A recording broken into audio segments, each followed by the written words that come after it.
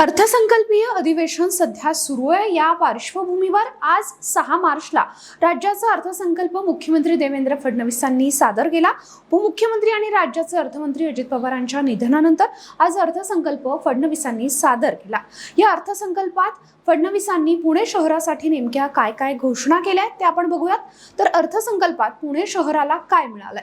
पुणे लोणावळा तिसऱ्या आणि चौथ्या रेल्वे मार्गिकेच्या 5100 कोटी रुपयांच्या प्रकल्पास मान्यता देण्यात आली आहे। या प्रकल्पाचा पिंपरी चिंचवड, आकुर्डी आणि तळेगाव या औद्योगिक पट्ट्यांना लाभ होणार आहे। पुणे महानगर मेट्रो टप्पा 2 मधील खडकवासला, स्वारगेट, हडपसर, खराडी या मेट्रो मालिकेच्या उपमार्गिकेला हडपसर ते लोणी काळभोर, हडपसर बस डेपो ते सासवड रोड या प्रकल्पाला मान्यता देण्यात आली आहे।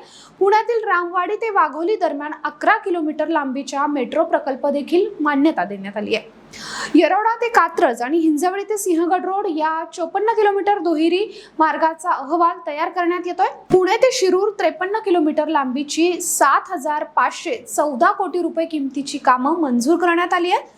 तळेगाव चाकण हा 6499 कोटी रुपयांचा 25 किलोमीटर लांबीचा उन्नत मार्ग, चाकण शिक्रापूर या 5232 कोटी रुपयांच्या 28 किलोमीटर लांबीच्या रस्त्याच्या 6 बदलीकरणाची कामही आता हाती घेण्यात आली आहे।